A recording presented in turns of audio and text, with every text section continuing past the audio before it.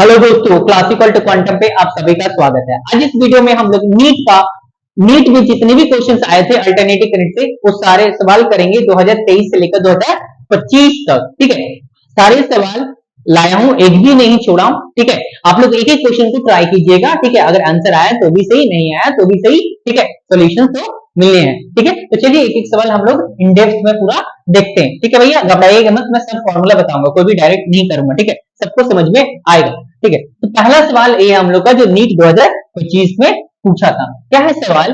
To an AC power supply of 220 volt at 50 hertz. अच्छा, ये जो क्वेश्चन में जो वोल्टेज दिया हुआ रहता है भैया, जब तक मेंशन ना किया रहे कि पीक वोल्टेज है तो इसको क्या मान के चलेंगे? VRMS। क्या मान के चलेंगे? VRMS। ए रूट मीन स्क्वायर। ठीक है, कितना है? 220 वोल्ट है, 220 वोल्ट है। फ्रीक्वेंसी कितना है? 50 हर्ट्ज है। ठीक है, कहीं नोट देकर लिख लीजिएगा, if it is not mention in the question कि वेदर इट इज VRMS और पीक वोल्टेज, तो हमेशा आप VRMS लेकर ही चलिएगा। अगर पीक रहेगा तो लोग मेंशन कर देगा कि पीक वोल्टेज को कितना। ठीक है, अच्छा, a resistor of 20 ohm, a capacitor of reactance 25 ohm and an inductor inductance 25 ohm are connected in series। अच्छा, ये सीरीज LCR का सीरीज LCR सर्किट है। इंडक्टर हो गया, रेजिस्टर हो गया, एक कैपेसिटर हो गया, ऐसे कुछ कनेक्टेड होगा। अच्छा, तो यहाँ पर XC क्या होता है? XC कितना दिया हुआ? रेजिस्टर तो दे दिया, R का वैल्यू दिया कितना आपका? 20 ओम दिया हुआ। ठीक है, XC कितना दिया? कैपेसिटर सब रिएक्टेंस 25 ओम एंड XL कितना दिया आपका? 45 ओम। XC क्या होता है? कैपेसिटिव रिएक्टेंस और XL क्या होता है? Inductive reactance. ठीक है, अच्छा, पूछा क्या है? The corresponding current in the circuit. Current से बोला, कौन सा करंट निकालना है? एवरेज करंट कि पीक करंट कि आपका RMS करंट? तो हमेशा RMS करंट फाइंड कीजिएगा जब कुछ मेंशन ना करे। ठीक है, RMS करंट जैसे and the phase angle phi भी पूछा। ठीक है, द फेज एंगल फाई भी पूछा, दो सवाल पूछे। ठीक है, तो सबसे पहले तो हम लोग को करंट फाइंड करना होगा। तो VRMS निकालने के लिए IRMS क्या होता है? IRMS इक्वल टू क्या होता है भैया? VRMS बाय जेड होता है। ठीक है, IRMS क्या होता है? VRMS by Z. जेड तो जेड को क्या बोलते हैं? इंपेडेंस बोलते हैं। जेड निकालेंगे कैसे? अच्छा, यहाँ पर बड़ा कौन है? XL बड़ा है कि XC बड़ा है? XL बड़ा। ठीक, तो यहाँ पर जेड कैसे निकालेंगे? देखिए, XL का वैल्यू 45 दिया हुआ, राइट? 45 ओम एंड XC का वैल्यू शायद 20 ओम दिया हुआ, राइट? 25 दिया हुआ। XC का वैल्यू 25, R का वैल्यू 20, 25 है। ठीक है, 25 ओम एंड R का वैल्यू कितना है? 20 ओम है। ठीक, तो जेड क्योंकि XL बड़ा है XC से, ठीक है, तो जेड का वैल्यू निकलेगा root under R square plus XL minus XC का होल स्क्वायर। अगर XL बड़ा रहेगा तो XL माइनस XC कर देंगे, अगर XC बड़ा है तो XC माइनस XL का होल स्क्वायर करेंगे। R का वैल्यू कितना दिया? 20 का स्क्वायर प्लस XL कितना है? 45 माइनस 25, 20 का स्क्वायर प्लस ए भी तो 20 का स्क्वायर हो जाएगा, तो 20 बाहर आ जाएगा। ठीक है, 20 रूट 2 हो जाएगा। ठीक है, इसको अरे भैया 20 का स्क्वायर ले लिए, 1 प्लस 1 ऐसे हो गया ना, लिख सकते हैं ना। तो 20 का स्क्वायर है तो 20 बाहर आ गया, अंदर में रूट 2 हो गया, तो जेड का वैल्यू 20 रूट 2 आ गया। ठीक है, अच्छा, एंड VRMS कितना दिया हुआ? VRMS आपका 220 दिया हुआ। ठीक है, VRMS 220 दिया। ठीक है, तो IRMS कितना हो जाएगा? VRMS बाय जेड हो जाएगा, तो 220 बाय जेड का वैल्यू कितना है? 20 रूट 2। अच्छा, जो से 2 कट गया 11, 11 बाय रूट 2, तो 11 बाय 1.414। ठीक है, डिवाइड कर लें क्या? 1.414 डेढ़ से, तो ये काम करते हैं, डिवाइड कर लेते हैं। आप लोग भी कर लीजिए, रैशनलाइज कर लीजिएगा आप लोग। ठीक है, उसके बाद कीजिएगा। 11 मेरे पास तो कैलकुलेटर है, 1.414 कितना का? 7.77 आ गया, 7.77। ठीक है, एम्पियर आ गया। ऑप्शन पहले देखिए, 11 डिवाइडेड बाय 1.414 मतलब लगभग डेढ़ के बराबर। ठीक है, तो 11 से कम ही आने वाला। ठीक है, तो 15 तो आता नहीं, ए भी नहीं आता। ठीक है, तो 11 से कम ही आने वाला, मतलब सी और डी में से कोई आता है। सी और डी में तो एक ही। ठीक है, तो ये दो ऑप्शन खत्म हो गया। अब हम लोग को फेज पता कर लिया, फेज पता कर लेते तो आसानी से हम लोग को पता चल जाता, मतलब उसको डिवाइड भी नहीं करना पड़ता था। ठीक है, थोड़ा चालाकी दिखाएंगे तो डिवाइड भी नहीं करना पड़ेगा, कैलकुलेशन से बच सकते हैं। ठीक है, तो प्रेजेंस ऑफ माइंड बहुत स्ट्रांग होना चाहिए, मतलब काम करना चाहिए हमें। ठीक है, तो चलिए tan फाई निकाल लेते हैं, फेज डिफरेंस निकाल लेते हैं। tan फाई कैसे निकलता है? tan phi एक्सएल बड़ा है ना, तो XL minus XC by R कर देते हैं, XL minus XC by R. अगर एक्सी बड़ा रहता तो XC minus XL by R कर देंगे, ये tan phi। तो एक्सएल का वैल्यू कितना है 45 माइनस 25। आई होप ये सब आप लोग को आता होगा, ठीक है। तो 20 बाय 20 कितना हो गया 1। तो tan phi for 1, तो tan phi 1, तो tan थीटा 1 का बता 45 डिग्री पे, phi का वैल्यू कितना हो गया 45 डिग्री, ठीक है। मतलब 45 डिग्री आ गया tan phi। करंट और वोल्टेज के बीच में फेज डिफरेंस कितना 45 डिग्री। तो सी भी तो नहीं होगा सटीक, तो ऑप्शन डी होगा, ठीक है। आप लोग को आ गया तो ढेर सारा बधाई। अगला क्वेश्चन दे रहा हूं उसको भी एकदम ट्राई कीजिएगा और आंसर कमेंट में बताइएगा, ठीक है भैया। चलिए एक क्वेश्चन है, अगला क्वेश्चन ये है, ठीक है। इन एन आइडियल ट्रांसफॉर्मर, यही है ना, एक बार देख लेता हूं। हाँ आइडियल ट्रांसफॉर्मर, हाँ in an ideal transformer the turns ratio, अच्छा एनपी बाय एनएस। एनपी क्या था number of turns in primary coil, NS क्या था number of turns in secondary coil, 1/2 दिया, ठीक है। बोला the ratio VS by VP पूछा, voltage at secondary coil by voltage at primary coil का रेशियो पूछा है, ठीक है। अच्छा बहुत ही सिंपल सवाल है, ठीक है, बहुत ही सिंपल सवाल है। एनपी क्या था number of turns eight primary और एनएस क्या होता है number of turns eight secondary, ठीक है। तो वीएस बाय वीपी जो होता है इसका जो फॉर्मूला होता है एनएस बाय एनपी के बराबर होता है। करंट के टर्म्स लिखना हो तो आईपी बाय आईएस का बराबर होता है, ए होता है, ठीक है। तो वीएस बाय वीपी पूछा, एक क्या सवाल पूछा, देखिए 4 नंबर तो फ्री में दे रहा है। एनएस एनपी बाय एनएस के वैल्यू 1/2 पता है, एनएस बाय एनपी क्या नहीं निकाल पाएंगे, ये तो कोई भी धूर बच्चा निकाल लेगा। NS by NP 2 number free में नंबर बांट रहा है, तो वीएस बाय वीपी कितना हो जाएगा, VS by VP 2/1 that is 2:1। कौन सा ऑप्शन है भैया 2:1। इसको आंख बंद करके तो नहीं कर पाएंगे, आंख खुला ही रहना चाहिए, बट ये तो बहुत ही पाती सवाल था, ठीक है। 2024 में पूछा था, तो 2:1 हो गया, ठीक है। नेक्स्ट सवाल देखते हैं, ठीक है। अच्छा हाँ इसका जल्दी से फटाक से कमेंट में करिएगा आंसर क्या होने वाला है।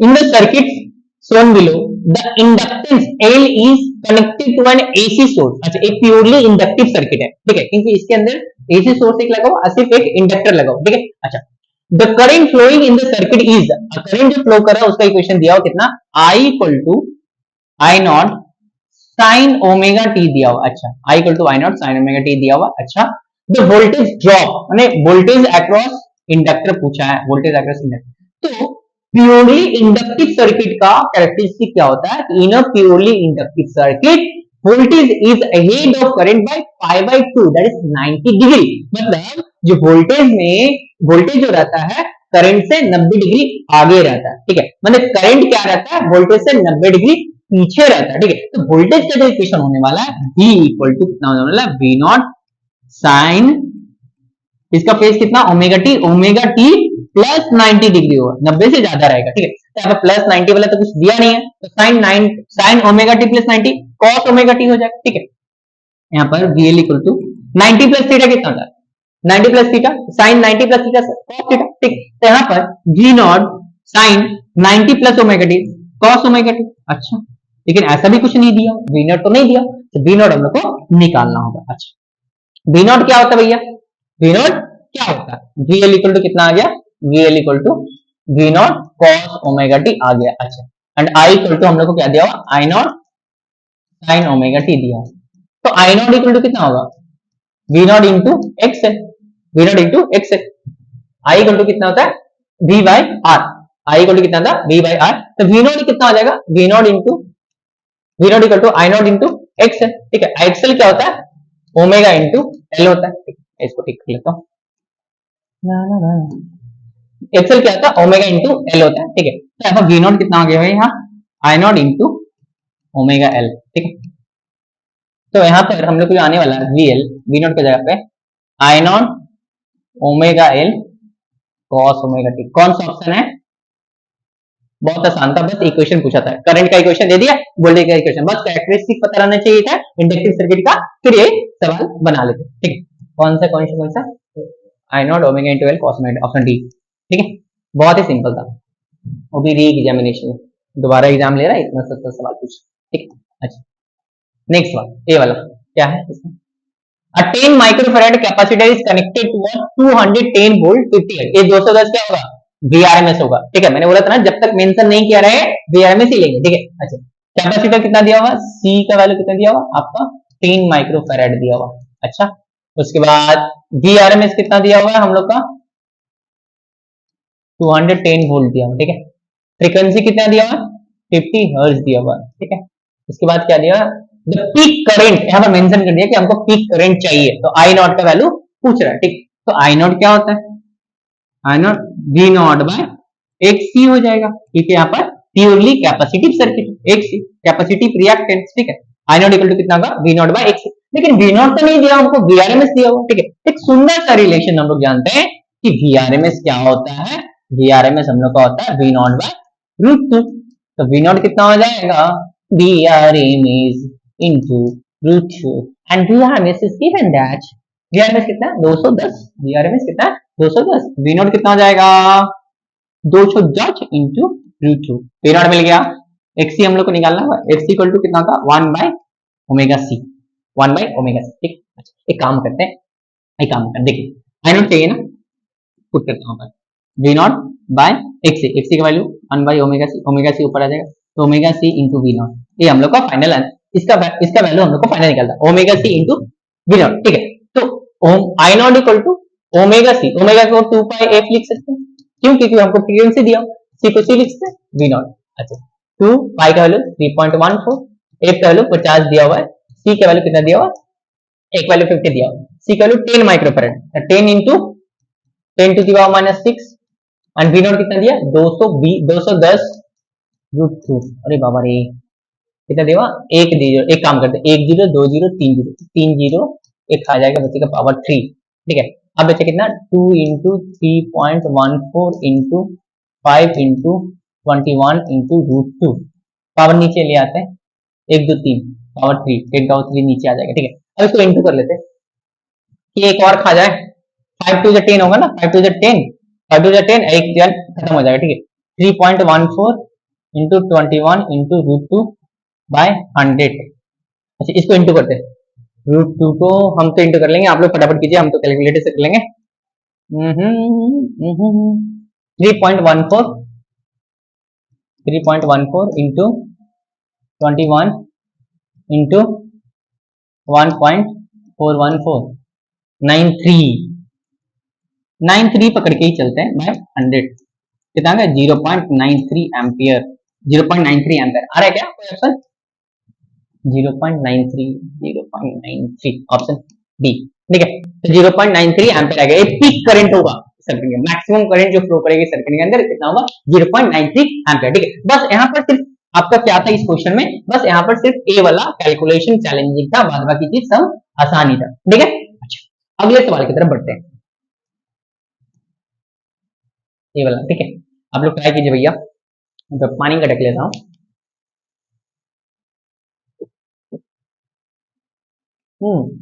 ट्रांसफार्मर वाला ही सवाल है, ठीक है। पहले ट्रांसफार्मर का थोड़ा सा लोचा बता देता हूँ, मैंने थोड़ा सा क्या है ये बता देता हूँ, ठीक है। ये प्राइमरी कॉइल है, ठीक है, ये सेकेंडरी कॉइल है मान लेते हैं, अच्छा कुछ है, ठीक है, ये प्राइमरी सेकेंडरी कॉइल।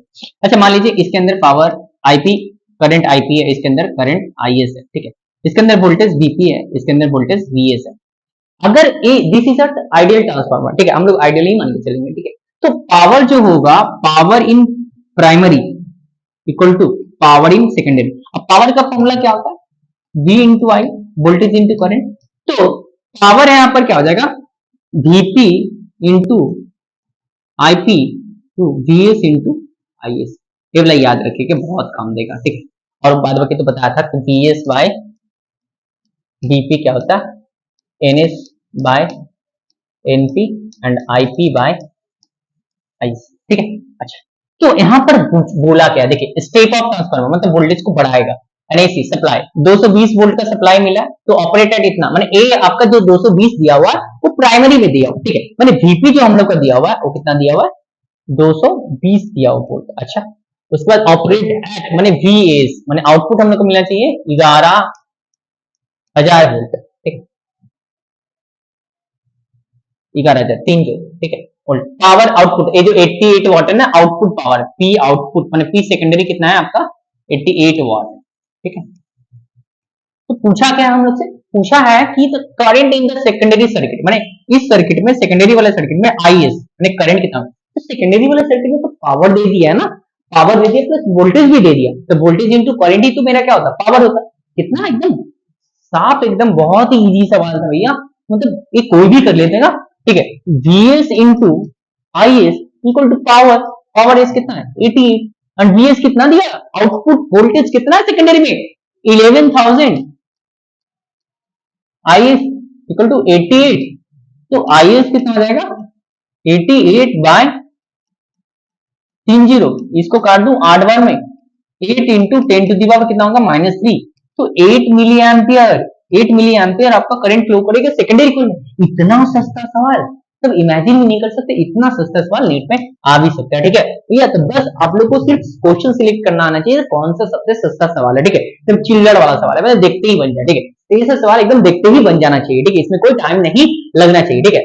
जो हार्ड क्वेश्चन रहेगा उसके लिए ये सब यहाँ से टाइम बचा के उसमें टाइम दें, ठीक है। तो चलिए अगले सवाल की तरफ बढ़ते हैं। ये है अगला सवाल, क्या है भैया, सीरीज एलसीआर सर्किट है, अच्छा सीरीज एलसीआर सर्किट है, इंडक्टेंस, इंडक्शन एल का वैल्यू कितना दिया हुआ आपका, आपका 10 मिली हेनरी दे दिया एल का वैल्यू, अच्छा, एंड कैपेसिटेंस सी का वैल्यू दे दिया 1 माइक्रोफैराड दे दिया, ठीक है, एंड रेजिस्टेंस आर का भी वैल्यू दिया हुआ 100, अच्छा 100 ohm, the frequency at which resonance occurs, अच्छा रेजोनेंस क्या होता है, मैंने सीरीज एलसीआर सर्किट है, इसका कैरेक्टरिस्टिक बता देता हूँ, इंडक्टर लगाओ, एक कैपेसिटर, ए रेजिस्टर। सीरीज एलसीआर सर्किट में रेजोनेंस कब होता है, जब एक प्योरली रेजिस्टिव सर्किट हो जाता है, मतलब एक्सी और एक्सएल जब inductive reactance is equal to capacitive reactance हो जाता है, तो उस टाइम रेजोनेंस हो जाता है, इस सर्किट को बोलेंगे रेजोनेटिंग सर्किट, ठीक है। तो एक्सी क्या होता है 1 बाय ओमेगा सी हो, तो 1 2 pi F into C, and XL क्या होता है ओमेगा इंटू एल होता है, XL XL 2 pi F into L, and ए यहां पर एफ को हम लोग एफ ना लिखे एफ नॉट कर देते हैं, रेजोनेटिंग फ्रीक्वेंसी, ठीक है। अब दोनों को क्या करना, हम लोग को बराबर करना, उसके बाद वहां से एफ नॉट का वैल्यू फाइंड करना, ठीक है। अच्छा तो एक्सी की जगह पे 1 बाय ओमेगा सी कर देंगे, अच्छा एक काम करते हैं, XC XC equal to XL है, ठीक है, एक्सएल की जगह 1 बाय ओमेगा सी माने 2 pi F naught into C, and XL कितना है 2 pi F naught into L, हमको एफ नॉट चाहिए, तो ए वाला दो टर्म को नीचे ले जाते हैं, ए वाला एफ नॉट को इधर ले आते हैं, ठीक है। तो 1 bye 2 pi into 2 pi into C into L, ठीक है, इक्वल टू एफ नॉट का स्क्वायर हो जाए, ठीक है, ए वाला एफ नॉट ए वाला एफ नॉट मिलकर एफ नॉट का स्क्वायर 2 पाई एक था सी था एल था, ठीक है। तो F naught equal to root under कितना का 1 by root under 2 pi into L into C, तो 2 पाई बाहर आ जाएगा, क्लियर है, तो 1 bye 2 pi root under L C, ये रेजोनेटिंग फ्रीक्वेंसी का फॉर्मूला है फॉर जब आपका सीरीज एलसीआर सर्किट अगर रेजोनेटिंग सर्किट बन जाए, माने एक्सएल और एक्सी बराबर हो जाए, तो जो आपका रेजोनेटिंग फ्रीक्वेंसी आएगा वो 2 pi 1 bye 2 pi root under L C, L का वैल्यू दिया हुआ है, एल का वैल्यू कितना दिया हुआ है आपका 10 मिली हेनरी और सी का वैल्यू 1 माइक्रोफैराड, ठीक है। ठीक है, F naught 1 bye 2 pi 10 milli henry 10 into 10 power -3 और 1 माइक्रोफैराड मैंने 10 पावर -6, ठीक है, तो एक कट गया, तो -2 और -2 और -6 -8 1 बाय 2 पाई 10 का पावर -8, इसका पेयर 10 का -4 बाहर आ जाएगा, ठीक, क्योंकि 10 का -4 इंटू 10 का -4 दो बार लिख सकते थे, 10 का -4 हम लोग का बाहर आने वाला, ठीक है, 2 पाई इंटू 10 का -4, तो 10 का -4 है तो ऊपर से ले लेता हूँ 10 का 4 बाय 2 पाई, एक काम करते हैं इसको 10 इंटू 10 का 3 कर लेते हैं, ठीक है। फिर आंसर किलो हर्ट्ज में दिया हुआ, देखिए बहुत सारा आंसर, देखिए किलो हर्ट्ज 1 किलो हर्ट्ज, ये 2 किलो हर्ट्ज, ठीक है, तो किलो हर्ट्ज 10 का पावर ज्यादा आ रहा है ना, तो किलो हर्ट्ज में चेंज कर लिए, ठीक है, कहां चला गया, अब देखिए 10 को 2 पाई से डिवाइड करना है, 10 बाय 2 इंटू 3.14, ठीक है, 2 से काट देना, इसको कर देते 5, ठीक है, तो 5 से ही सिर्फ डिवाइड करना पड़ेगा, ठीक, तो यहां पर ध्यान दीजिए 5 डिवाइडेड बाय 3.14 हो जाएगा इंटू 10 पावर 3, तो 5 को अगर 3.14 से डिवाइड करेंगे तो कितना आएगा, अगर 6 रहता 3 से डिवाइड करते तो 2 आता, ठीक है, लेकिन ये तो 2 से भी कम आएगा, ठीक है, 2 से भी कम आएगा, 2 से भी कम आएगा, कहां चला गया, हाँ, अरे भैया 2 से भी कम आएगा, तो ए 15.9 रेडियन तो नहीं हो सकता, किलो हर्ट्ज में ही होगा, 15.9 1 किलो हर्ट्ज नहीं हो सकता, तो 1.59 किलो हर्ट्ज होता है, ठीक, क्योंकि हम लोग को पता है किलो हर्ट्ज में आने वाला है, क्योंकि 10 पावर 3 है, ठीक है, और 5 को 3.14 से डिवाइड करो तो 15 तो नहीं आएगा, ये तो नहीं आने वाला, अब पता है आंसर किलो हर्ट्ज में होगा, तो 2 ही ऑप्शन है किलो हर्ट्ज, तो ये वाला होगा, ठीक है, जरूरी नहीं है डिवाइड करना, अभी पता है, ठीक है, कॉमन सेंस था, ठीक, आगे पढ़ते हैं, हाँ ये वाला सवाल, ये क्या सवाल है, a 12 volt 60 watt lamp is connected to the secondary step down transformer, secondary में कनेक्टेड हुआ, ये मान लीजिए प्राइमरी, ठीक है, ये आपका सेकेंडरी, ठीक है, सेकेंडरी में कनेक्टेड है, वोल्टेज कितना है सेकेंडरी का 12 एंड पावर कितना है सेकेंडरी का 60, अच्छा, which primary is connected to an AC mains, माने पी वोल्टेज ऑफ प्राइमरी कितना है 220, ठीक है, and assuming the transformative ideal what is the current in the primary, अच्छा इसमें करंट पूछा आईपी, ठीक है, तो पावर तो दिया हुआ है ना, पावर कितना दिया हुआ 60, दोनों का पावर को क्या कर दे इक्वल, तभी बोले थे VP into IP equal to power S and VS into IS, तो वीएस इंटू आईएस का वैल्यू तो कितना दिया हुआ है 60 दिया हुआ ना, वही तो पावर होता है ना, तो कर देते हैं, तो IP into VP equal to power कितना दिया 60, तो आईपी पूछा तो बीपी कितना था 220, तो आईपी इक्वल टू कितना जाएगा 60 बाय 220, जीरो से जीरो कट गया, 2 से कटेगा 3 बाय 11, 3 बाय 11, 3 बाय 11 मतलब 1 से कम ही आने वाला, ठीक है, ए नहीं होगा, ए भी नहीं होगा, 3 बाय 11 1 से कम आएगा, तो 3 को 11 से डिवाइड कर लेते हैं, 11 3 पॉइंट ले लेते 0 दूनी 22, तो 8 फिर 0, 2.7 ऑप्शन डी, ठीक है, ऑप्शन डी आएगा 0.27 एम्पियर, राइट, अच्छा नेक्स्ट बात, इतना सस्ता सवाल आ रहा है भैया, हाँ एक है, ये भी ठीक ठाक है, क्या है छोटा सा सवाल है sir, an AC source is connected to a capacitor, अच्छा एक कैपेसिटर से कनेक्टेड है, due to decrease in its operating frequency, अच्छा फ्रीक्वेंसी डिक्रीज किया है तो क्या होगा, कौन सा टू होगा, ठीक है, तो यहाँ पर कैपेसिटर बना लेते हैं हम लोग, ठीक है,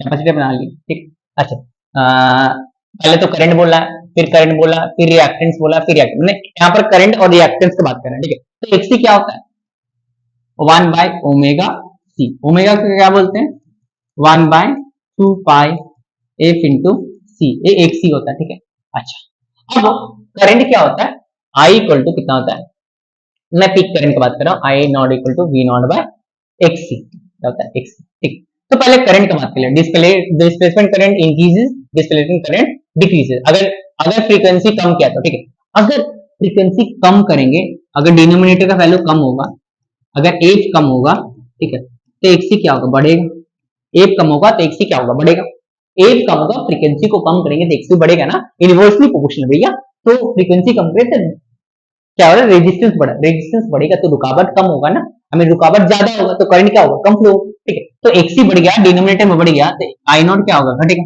तो करंट क्या होगा डिक्रीज होगा, डिस्प्लेसमेंट करंट इंक्रीजेस नहीं, ए नहीं हो सकता, डिस्प्लेसमेंट करंट डिक्रीजेस, हाँ ए हो सकता, ठीक है, अब रिएक्टेंस के बारे में बात करें, कैपेसिटिव रिएक्टेंस रिमेंस कांस्टेंट, बकवास कर रहा है भाई, कैसे कांस्टेंट रहेगा, फ्रीक्वेंसी पे डिपेंड कर रहा है, तो फ्रीक्वेंसी चेंज करें तो कैपेसिटिव रिएक्टेंस चेंज होगा, ठीक है, कितना कैपेसिटिव रिएक्टेंस डिक्रीज, अरे भाई ये कहां से डिक्रीज करेगा, एक कम रहा है तो ये बढ़ेगा ना, तो ये भी गलत, ये भी गलत, ये भी गलत, ऑप्शन 2 सही, ठीक है, बस सिंपल सा सवाल था, बस फॉर्मूला आना चाहिए था और फ्रीक्वेंसी के बारे में ना मालूम होना चाहिए, बस सिंपल, अगला सवाल, ये हो गया, फटाफट करेंगे, ये तो और एकदम पाती सवाल है, the magnetic energy stored in A inductor, inductor inductance 4 micro Henry, turning current इतना इज, अच्छा मैग्नेटिक एनर्जी पूछी, तो इंडक्टर है, इंडक्टर का इंडक्टेंस एल है, करंट मान लीजिए आई जा रहा है, तो इसका एनर्जी कितना होता है magnetic energy half L I square, L का वैल्यू पता है कितना 4 माइक्रो हेनरी, तो 4 इंटू 10⁻⁶, करंट कितना दिया 2, 2 इंटू 2 दो बार, 2 से 2 खत्म, 4 टू जा 8, 8 इंटू 10⁻⁶, तो 8 micro joule, 8 micro joule option ठीक, 8 माइक्रो जूल, कितना सस्ता सवाल है,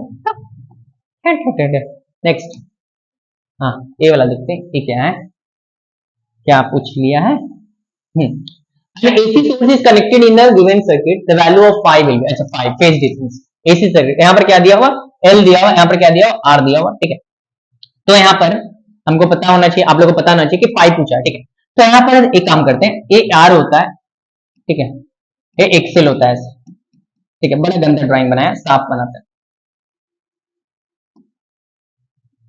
R ऐसे होता है, ठीक है, और यहाँ पर एक्सेल ऐसे होता है, और जेड ऐसे जाता है, ये फाइव फेज डिफरेंस होगा, ठीक है। तो tan फाइ जो होगा वो क्या हो जाएगा, ये एक्सेल है, ठीक है, equal to XL by R, ये फॉर्मूला तो आप लोग को मालूम होना चाहिए। तो एक्सेल का वैल्यू हम लोग को फाइंड करना होगा, फिर आर का वैल्यू हम लोग को पता है 100, एक्सेल का वैल्यू हम लोग को फाइंड करना होगा, ठीक है। तो एक्सेल होता क्या, ओमेगा इंटू एल, ओमेगा क्या था 2 पाई एफ इंटू एल, अरे बाबा रे 2 पाई एफ का वैल्यू कितना यहाँ से मिल जाएगा 100, अच्छा ओमेगा का वैल्यू तो यहाँ से मिल ही रहा है, छोड़ देते हैं, ठीक है। होता क्या साइन ओमेगा टी, तो ओमेगा का वैल्यू यहाँ से कितना आ गया 100 पाई, ओमेगा वैल्यू कितना आ गया 100 पाई, ठीक है। तो जरूरत नहीं फ्रीक्वेंसी निकालेगा 100 पाई, एल का वैल्यू कितना 1 बाय पाई, वाओ सजा कर दिया, काट लो, ठीक है। तो 100 बाय आर का वैल्यू कितना 100 कट गया, tan फाइव वाओ 1 आया, पाई कितना 45 डिग्री, कितना अच्छा सजा कर दिया हुआ भैया, एक्सेल का भी वैल्यू 100 और आर का भी वैल्यू 100, ठीक है। तो 45 ऑप्शन डी, इतना सस्ता सस्ता सवाल आ रहे हैं एसी से, ठीक है। तो फिजिक्स में एक्चुअली जो क्वेश्चन आता है भैया सिर्फ 2025 को छोड़कर जो बहुत टफेस्ट बनाया था, ठीक है। तो क्वेश्चन जो आता है आसानी आता है, बस हमको पिक करना आना चाहिए और स्पीड होना चाहिए, ठीक है। तो प्रैक्टिस बहुत जरूरी है, ठीक है। आप पी बाई क्यू तो पूरा ही प्रैक्टिस करके जाइएगा, ठीक है, तब पता चल जाएगा कि हाँ भैया किस तरह का सवाल पूछता है, अनुमान लग जाएगा कि हाँ तुम तो प्रिपेयर्ड है, ठीक है। अच्छा ये वाला सवाल देख लेते हैं, ये क्या है, if Z1 and Z2 are the impedance of the given circuit, अच्छा ये सर्किट A है, ये सर्किट B है, इसका इंपेडेंस Z1 है, इसका इंपेडेंस Z2 है, अच्छा। तो the choose the correct option, Z2 is greater than Z1, Z1 plus Z2 20, Z1 equal to Z2, Z1 greater than Z2, अच्छा। तो हम लोग को फाइंड क्या करना होगा, Z1 और Z2 फाइंड करना, अच्छा।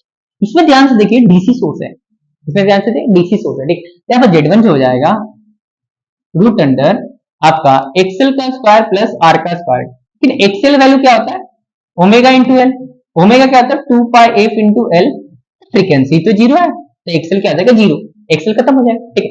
करंट कांस्टेंट जाएगा, ये तो कुछ काम ही नहीं करेगा ना, ठीक है। इंडक्टर एक्सेल का वैल्यू ही जीरो हो जाएगा, ठीक है। यहाँ पर सिर्फ Z1 कितना हो जाएगा रूट अंडर आर का स्क्वायर, मतलब बाहर के आने वाला आर, तो Z1 किसके बराबर हो गया, आर का वैल्यू कितना भैया, हाँ 10, Z1 हम लोग का कितना आ गया 10। अब Z2 फाइंड करना, यहाँ पर कौन सा सर्किट है, कैपेसिटर लगा हुआ और रेजिस्टेंस सीआर सर्किट है, अच्छा। तो यहाँ पर XC का वैल्यू हम लोग को फाइंड करना, R का वैल्यू 10 दिया हुआ, XC का वैल्यू हम लोग को फाइंड करना, फ्रीक्वेंसी दिया हुआ, ठीक। तो यहाँ पर चल लेते हैं, C का वैल्यू कितना दिया 10 to the 3 pi microfarad दिया है ना, ठीक है दिया, हाँ माइक्रो फैराड दिया हुआ, और फ्रीक्वेंसी 50 दिया हुआ है। तो यहाँ पर Z2 कितना आ जाएगा रूट अंडर XC का स्क्वायर प्लस R का स्क्वायर, ठीक है। सीआर सर्किट दिया हो रहा है तो ऐसे उसका इंपेडेंस निकालना है, ठीक है। तो XC कितना हो जाएगा 1 बाय ओमेगा C, तो 1 बाय 2 पाई एफ इंटू सी, 2 पाई एफ का वैल्यू 50, C का वैल्यू कितना दिया 10 का 3 बाय 10 का 3 बाय पाई इंटू 10 टू दिया -6, ठीक है, क्योंकि माइक्रो फैराड है 10 का 6 होगा, ठीक है। पाई से पाई कट गया, 5 टू 100, तो 100 मैंने 10 का पावर 2 और 10 का पावर 3, तो 10 का पावर 5 इंटू 10 का पावर -6, तो 10 का पावर -1 आएगा, फिर से नहीं आया, 2 इंटू 50 100, 100 मैंने 10 का पावर 2, 10 का पावर 2 इंटू 10 का पावर 3, 10 का पावर कितना होगा 5, 10 का पावर 5 इंटू 10 का पावर कितना है -6, तो -1 ही आएगा ना, तो 1 बाय 10 का पावर -1 मतलब कितना 10, ठीक है। तो आपका XC का वैल्यू कितना है 10 आया, R का वैल्यू कितना दिया 10, तो 10 का स्क्वायर प्लस 10 का स्क्वायर मतलब 10 का पावर 2, तो 10 रूट 2 है, 10 रूट 2 माने Z2 is greater than Z1, Z2 is greater than Z1, ठीक है। जोड़ के तो 20 आने वाला नहीं, इक्वल तो है नहीं, Z1 बड़ा नहीं है, तो Z2 is greater than Z1, ठीक है। अच्छा नेक्स्ट, हाँ एक है, अच्छा the maximum power is dissipated for an AC in an, maximum power कौन से सर्किट में होता है, ठीक है। तो नोट देकर लिख लीजिएगा, maximum power dissipation occurs in purely resistive circuit। मतलब अगर सीरीज एलसीआर सर्किट है ना, सीरीज एलसीआर सर्किट है, एलसीआर, तो इसमें एक्सी और एक्सएल बराबर हो जाता है ना, तो उस टाइम क्या होता है, मैक्सिमम पावर डिसिपेशन होता है, मतलब उस टाइम प्योरली रेजिस्टिव सर्किट होता है। अब पावर का फॉर्मूला क्या होता है, IRMS into VRMS into cos phi. Cos phi क्या होता है, आर बाय जेड। तो जेड को हम लोग अगर कॉस फाई को मैक्सिममाइज कर ले तो पावर मेरा मैक्सिमम हो जाएगा, ठीक है। तो जेड को अगर कॉस फाई का वैल्यू 1 मैक्सिमम होता है, तो जेड को हम लोग अगर आर के बराबर कर लेंगे तो हम लोग को क्या हो जाएगा, मैक्सिमम वैल्यू आएगा, ठीक। तो जेड को आर के बराबर करेंगे तो यहाँ पर एक्सी और एक्सएल का वैल्यू कितना होना चाहिए, दोनों बराबर होने, तभी ना जीरो आएगा, रूट आर स्क्वायर जेड का वैल्यू आर के बराबर, ठीक है। तो यहाँ पर मैक्सिमम पावर ट्रांसफर कब होगा, सिर्फ और सिर्फ प्योरली रेजिस्टिव सर्किट में मैक्सिमम ट्रांसफर होगा, ठीक है। एलसी सर्किट नहीं, इंडक्टिव सर्किट नहीं, कैपेसिटिव सर्किट नहीं, resistive circuit, purely resistive circuit, clear हो, ये याद रखिएगा, ठीक है। Maximum power transfer six characteristic था, ये सवाल है, ठीक है। इसके बाद अभी है क्या, नहीं ये लास्ट सवाल है, चलो इसको ट्राई कीजिए, आंसर दीजिए फटाक से। क्या पूरा वेरी हाई फ्रीक्वेंसी, माने फ्रीक्वेंसी का वैल्यू हाई है, बहुत ज्यादा, ठीक है। The effective importance of the circuit, माने जेड का वैल्यू पूछा, तो याद रखिएगा भैया, ये वाला सवाल बहुत इंपॉर्टेंट है, ठीक है। नीट 2023 मणिपुर, देखिए एक्सी क्या होता है, 1 बाय ओमेगा सी, ठीक। तो 1 बाय 2 पाई एफ इंटू सी, अगर एफ का वैल्यू बहुत ज्यादा कर दिए, मैंने नीचे में इनफाइनाइट के बराबर होगा, तो something by infinity XC tends to zero, माने आपका कैपेसिटेंस जो होगा एक जीरो रेजिस्टेंस के बराबर ऑफर करेगा, ठीक है। अगर फ्रीक्वेंसी का बहुत वैल्यू ज्यादा है तो एक्सी टेंड्स टू जीरो हो जाएगा, लगभग हट ही जाएगा, मैंने कैपेसिटी को हटा के आप सिंपल वायर जोड़ दीजिए, ठीक है। एंड एक्सेल की बात कर लेते हैं, एक्सेल क्या होता है, ओमेगा इंटू एल, तो एक्सेल ओमेगा क्या होता है, 2 pi F into L, and F का वैल्यू बहुत ज्यादा है तो एक्सेल टेंड्स टू इंफिनिटी, मतलब इंडक्टर वाला सर्किट से कोई करंट ही नहीं जाएगा, इंडक्टर वाला सर्किट से कोई करंट ही नहीं जाएगा, और माने कैपेसिटर वाला सर्किट, मतलब कैपेसिटर जिसमें रहेगा उसको हटा के क्या लगा देंगे, वायर लगा देंगे, ठीक है। तो यही वाला कंसेप्ट याद रखिएगा, अगर फ्रीक्वेंसी बहुत ज्यादा है तो कैपेसिटी माने रिएक्टेंस जो होगा वो जीरो के बराबर नेग्लिजिबल होगा, और एक्सेल क्या होगा, इनफाइनाइट हो जाएगा, फ्रीक्वेंसी बहुत ज्यादा करती है, ठीक है। अच्छा, तो यहाँ पर इसमें तो करंट जाएगा नहीं, एक्सेल है, इसमें भी करंट नहीं जाएगा वाला सर्किट। अच्छा, तो करंट यहाँ से ऐसे निकलेगा, इधर तो जाने वाला नहीं है, यहाँ जाएगा, यहाँ आएगा, इसके जगह पे क्या लगाएंगे, तार लगा देंगे, तार लगा देंगे, ठीक है। तो करंट यहाँ गया, इधर चल जाएगा नहीं, तो करंट यहाँ से ऐसे जाएगा, फिर यहाँ से ऐसे आएगा, यहाँ पे तार लगा हुआ क्योंकि कैपेसिटर, फिर इधर तो आएगा नहीं, फिर इधर जाएगा, फिर वापस ऐसे, ठीक है। तो यहाँ पे ध्यान से देखिए, यहाँ से करंट ऐसे ऐसे ऐसे और ऐसे, तो ये वाला और ये वाला का कोई काम नहीं है, तो यहाँ पर मैं बना देता हूँ, यहाँ पर ऐसे, ठीक है, और फिर ऐसे, ठीक है, और फिर ऐसे, फिर ऐसे, और फिर ऐसे,